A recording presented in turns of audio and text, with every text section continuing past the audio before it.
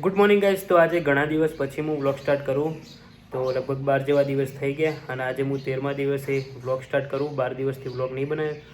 જો તમે લોકોએ મારી યુટ્યુબ પોસ્ટ જોઈ હોય તો તમને લોકોને ખબર હશે કે હું કેમ વ્લોગ નહોતો બનાવતો 12 દિવસથી. તો ગાઈસ જે લોકોને ખબર ના હોય તો હું કહી દઉં. અને ગાઈસ કહેતા એટલું બધું દુઃખ થાય કે અમારા દાદી હવે અમારી વચ્ચે નહીં રહ્યા, ભગવાન જોડે જતા રહ્યા. અને ગાઈસ તમે લાસ્ટ વ્લોગ જોયો હોય તો તમે જોયું છે કે અમારા દાદી એકદમ ફિટ એન્ડ ફાઇન હતા, એકદમ મસ્ત તંદુરસ્ત હતા, કોઈ બીમારી એ નથી અને એકદમ સ્વસ્થ હતા. એમ તબિયતથી જોવા જઈએ ને તો એકદમ સ્વસ્થ હતા. તમે મારો લાસ્ટ વ્લોગ ના જોયો ને તો જોજો, એ દાદીનો સ્પેશિયલ વ્લોગ બનાવેલો હોય અને એના બીજા જ દિવસે દાદી જતા રહ્યા હતા. તો તમે વ્લોગ જોશો ને તમને ખબર જ નહીં પડે કે દાદી બીજા દિવસે જતા રહેશે. એમ અમને ખુદને ખ્યાલ નહોતો. તો એ દિવસે તો મેં વ્લોગ બનાવ્યો દાદી સાથે જ અને વ્લોગની સ્ટાર્ટિંગ એ દાદી જોડે જ કરાવી હતી જો. અને બીજા જ દિવસે દાદી જતા રહ્યા. તો આવો તો સપનામાં ખ્યાલ નહોતો ગાઈસ કે દાદી અચાનક જતા રહેવાના. અને ગાઈસ આજે દાદીના ગયે 12 દિવસ પૂરા થઈ ગયા અને આજે 13મો દિવસ. મને ગાઈસ હજુ સુધી વિશ્વાસ નહીં થતો કે મારા દાદી અમારી વચ્ચે નહીં રહ્યા હોય. આમ એવું સપના જેવું લાગે ને કે અત્યારે લગભગ અમારી જોડે હોય છે કે કદાચ કોઈ બીજા ઘેર બેસવા જ્યાં હોય એવું જ લાગે. અમે એવું તો વિશ્વાસ જ નહીં થતો કે અમારી વચ્ચે જ નહીં આવે અને હવે કોઈ દિવસ પાછા નહીં આવું. એટલે આવો વિશ્વાસ જ નહીં થતો કેમ કે એકદમ હાજા હામ હતા, કશું જ કોઈ પ્રોબ્લેમ નથી. એમને તબિયતથી ફિટ એન્ડ ફાઇન હતા એકદમ કમ્પ્લીટ અને અચાનક જ જતા રહ્યા. તો મને તો હજુ સુધી વિશ્વાસ જ નહીં થતો કે દાદી હવે અમારી વચ્ચે નહીં રહ્યા. અને અત્યારે ગાઈસ દાદીની કમી એટલી બધી મહેસૂસ થાય ને કે દાદી વગર ચાલતું જ નહીં. અને દાદી તો ગાઈસ અહીંયા સોફામાં જ બેહતા આખો દિવસ અને ટીવી જોતા. તમને ખબર જ છે, તમે મારા વ્લોગ જોયા હોય તો. અને દાદીના જોડે હું એટલી મસ્તી કરતો, એટલું હેરાન કરતો ને એમને મજા આવતી આખો દિવસ એમના જોડે. પણ હવે તો આખો દિવસ દાદી વગર કાઢવો જ મુશ્કેલ. આખો દિવસ દાદીને બહુ જ યાદ આવે, બહુ જ. એમની કમી તો હવે પૂરી કોઈ કરી જ ના હતા.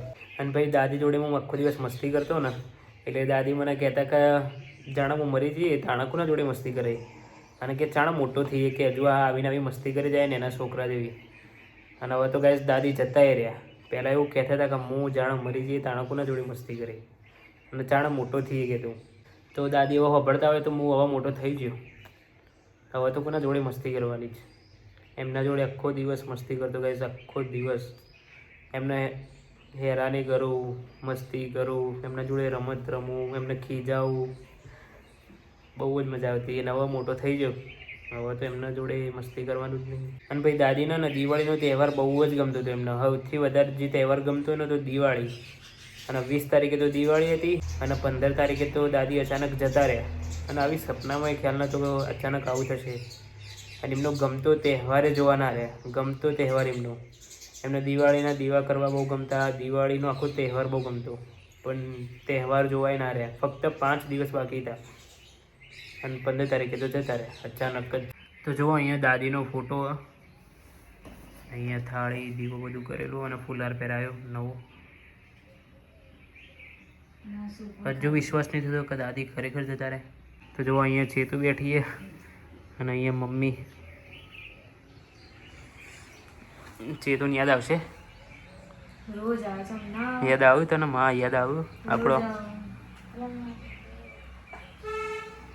કેવી રીતે યાદ કરો ગાઈઝ? આ હા ને આપણા દાદીની લાડલી રહી, લાડલી હતી બહુ. એક બાજુ લાડલી કેમ પાછા પૂછે છે એવી રીતે યાદ આવું. તો રો તાણો, રો યાદ આવે તો રો. મારે એને એનું લ્યા કરવા પડે. એ 100 વર્ષે મરી ગયો અને એ હારા હાથ જતા જો મરી ગયો. શું કરવા કરવું પડે? આપણે તો થાય એટલી એમની ઈચ્છાઓ પૂરી કરવાની કોશિશ કરીએ. આપણા ઘરમાં સભ્યો ઓછું થઈ ગયું અને આ સોફો ખાલી ખાલી થઈ ગયો. સાચી વાત ગાઈસ. ખરેખર ઘર ખાલી ખાલી લાગે ભાઈ દાદી વગર. બિલકુલ ખાલી ખાલી લાગે. કોઈ મૂડ જ નહીં થતું આમ કશું કોઈ કરવાનું ના કશું.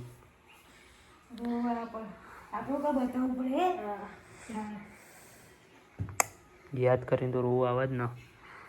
આપણને યાદ તો આવું પણ મને લઈ આરામ કરવો પડે. કમી તો વર્તા છે જ, કમી મોટો હતો એટલે.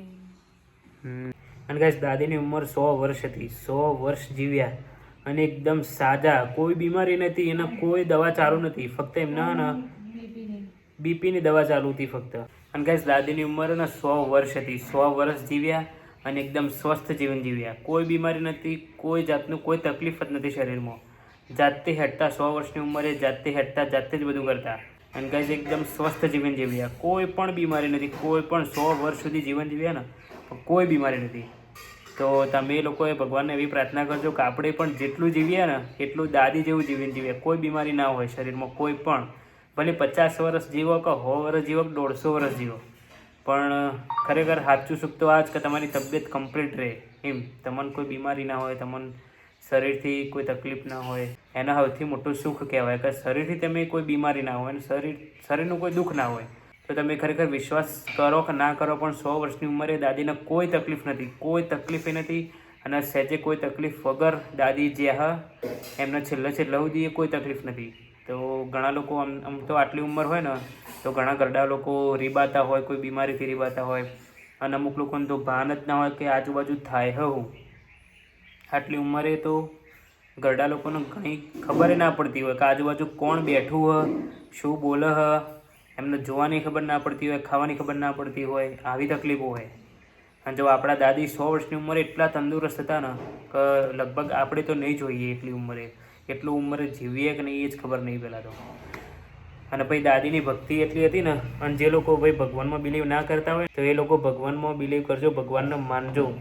દાદી 2 ટાઈમ એટલી બધી પૂજા કરતા અને સવારે કલાક પૂજા કરતા અને સાંજે કલાક પૂજા કરતા. એટલે જો ભગવાનના આશીર્વાદના લીધે 100 વર્ષની ઉંમરે દાદી એકદમ સ્વસ્થ હતા. હું ઘડી ઘડી એટલે જ કહું કે 100 વર્ષ હતા અને એકદમ સ્વસ્થ હતા. એટલે હું વારંવાર કહું કે 100 વર્ષની ઉંમરે દાદી એકદમ સ્વસ્થ હતા. કોઈ બીમારી નથી, કોઈ જાતની કોઈ તકલીફે નહીં. જાતે હટતા, જાતે જ ખાતા અને જાતે જ બધું કરતા. તો ગાઈઝ તમે જો ભગવાનમાં ના માનતા હોય ને તો આજથી જ માનજો. અને પૂજા થાય તો કરજો અને ના થાય તો ના કરતા, પણ ભગવાનમાં વિશ્વાસ રાખજો. અને થાય તો ભગવાનનું નામ લેજો. કેમ કે સૌથી વધારે કોમમાં તો આ જ આવશે. કેમ કે હા, સારા કર્મો કરવાના અને ભગવાનની ભક્તિ કરવાની, પૂજા કરવાની, આટલું તો કરજો જ. જે લોકો નાસ્તિક હોય હું તો એ લોકોને કહું. અને ફક્ત હિન્દુ ધર્મની વાત નહીં કરતો, હું તો દરેક ધર્મની જે પણ ભગવાનમાં માનતા હોય ને એની પૂજા તમે તાર કરજો, પણ ભગવાનમાં માનજો. આ એક હકીકત. અને દાદી આખો દિવસ ભજન ગાતા અને ભગવાનનું નામ લેતા, હરે કૃષ્ણ, રાધા રાધા, એવું બસ આખો દિવસ બોલ બોલ કરતા. હું એ દાદીને પૂછતો કે આખો દિવસ શું કે નોમમાં આખો દિવસ બોલ બોલ બોલ બોલ કરો? એટલે કે ભગવાનનું નામ તો લેવું જ પડે ને એમ. એટલે ભાઈ હું રોજ આખો દિવસ એટલે પછી હું દાદી જોડે રોજ આરતી કરતો. તમને ખબર છે, હું ઘણા વ્લોગમાં બતાવેલું. અને પૂજાનું કે દાદી જે ભગવાનનું નામ લેતા અને ભક્તિ કરતા ને એનું પરિણામ તમે ખરેખર રિયલમાં જોયું. અને તમે લોકો વ્લોગમાં જોજો છેલ્લો વ્લોગ.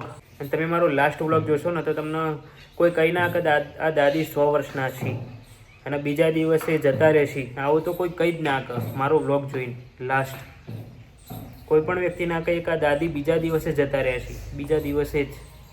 મને તો હજુ વિશ્વાસ નહીં કે અમારા દાદી અમારી વચ્ચે નહીં. ખરેખર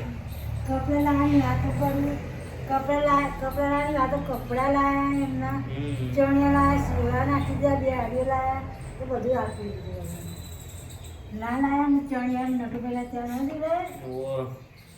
ગાઈસ દાદી માટે નવા કપડાં એ લાવ્યા હતા. હાડી મતલબ 2 જોડી કરાયા હતા કે દિવાળી મસ્ત નવા કપડાં પહેરે. જેમ કે દાદીનો તો દિવાળીનો બહુ શોખ, તહેવારનો. દિવાળી બહુ ગમતી હતી એટલે. ગાઈસ હવે તો દાદી અમારી વચ્ચે રહ્યા નહીં અને હવે કોઈ દિવસ પાછા નહીં આવો. અને આવું વિચારીને તો અમુક વખત એટલા ધબકારા વધી જાય કે હવે કોઈ દિવસ દાદીને મળવાનું જ નહીં થાય. કોઈ દિવસ દાદી પાછા નહીં આવો. અને દાદીને કાંઈ જેટલી બધી ઘણી વાર્તાઓ એ કહેવી હતી. મને રોજ કહેતા હતા કે જો મારા આ વાર્તાઓ કહેવાની બાકી, અમારા આ ભજન કહેવાના બાકી. પણ હવે અચાનક આવું થયું હોય, એમની ઈચ્છા એ રહી ગઈ ઘણી બધી વાર્તાઓ અને ભજન કહેવાની. અને ગાઈસ દાદી બહુ સરસ જીવન જીવીને જ્યાં સૌથી મોટું સુખ તો એમનું એ જ હતું કે એના શરીરથી સુખી હતા. કોઈ રોગ નહીં, કોઈ બીમારી નહીં 100 વર્ષની ઉંમરે. એટલે ઘણું વિચારવા જેવી વાત. તો આપણા લોકોનું એ જીવન આવું જાય એકદમ સ્વસ્થ. એ ભગવાનને પ્રાર્થના કરો અને ભક્તિ કરજો, પૂજા કરજો, ભગવાનમાં બિલીવ કરજો. તો હવે તો દાદી વગર આખું ઘર ખાલી ખાલી લાગે અને એકદમ સૂનું પડી ગયું ને બધું એવું લાગે દાદી વગર. તો એક ના એક દિવસ તો અમે જવાના જ હતા. અને દાદી 100 વર્ષ જીવીને છે, કંઈ ઓછું તો ના જ કહેવાય 100 વર્ષ જીવવું એટલે. તો ઘણું લગાવ હતો દાદી જોડે, એટલે ઘણું બધું દુઃખ થાય અચાનક જતા રહે એટલે. તો ઘણા યાદ આવશે. અમારા દાદી બહુ જ મસ્ત હતા, બહુ મસ્ત સ્વભાવ હતો. રોજ સરસ એવી વાર્તાઓ કહેતા, ભજન કહેતા. અને જો મારા જોડે ઘણી બધી વાર્તાઓ રેકોર્ડ, ઘણી તો નહીં હવે લગભગ 4-5 જેવી રેકોર્ડ પડી છે. એ હું મૂકી દે હવે જેમ ટાઈમ આવશે એમ મૂકી દઈએ. તો હવે તો નવી વાર્તાઓ કહેવા માટે દાદી રહ્યા જ નહીં અને બિલીવ નહીં થતું હતું. તો ઘણા યાદ આવશે દાદી. અને ભગવાન એમને મોક્ષ જ આપી દે. કોઈ નવો જન્મ આપ જ નહીં એવી ભગવાનને પ્રાર્થના કરું હું તો, કે એમને મોક્ષ જ આપી દે. હવે કોઈ નવો જન્મ ના આપો. અને તમે લોકો જોતા હો ને તો એવી પ્રાર્થના કરજો કે ભગવાન મોક્ષ જ આપો, નવો જન્મ આપ જ નહીં કોઈ નહીં. હું તો કહું કોઈ જેના સારા કર્મોના ભક્તિ હોય ને એને તો ભગવાન મોક્ષ જ આપી દે બસ. આમ તો અત્યારે દાદી હોત ને તો આટલા બેઠા હોત અને અહીંયા ટીવી જોતા હોત, જેઠાલાલ એમની ફેવરેટ સિરિયલ. પણ હવે તો દાદી રહે જ નહીં અને ઘણા યાદ આવશો માં તમે. મને તો અમુક વખત સપના જેવું જ લાગે કે સપનું ચાલતું છે અને સપનામાં આવું બધું થાય. અને હું સવારે ઉઠે અને દાદી ઉઠશે એમના ખાટલામાંથી અને મને ઉઠાડશે. પણ ખરેખર આ સપનું તો જ નહીં, એવા હકીકત અને એને સ્વીકારવી પડશે. તો ગાઈઝ આ વિડીયો અહીંયા સુધી રાખું અને તમે લોકોએ ભગવાનને પ્રાર્થના કરજો દાદી માટે. તો ચલો પછી નવા વિડીયોમાં મળીએ. આવજો, tata, bye, see you, okay.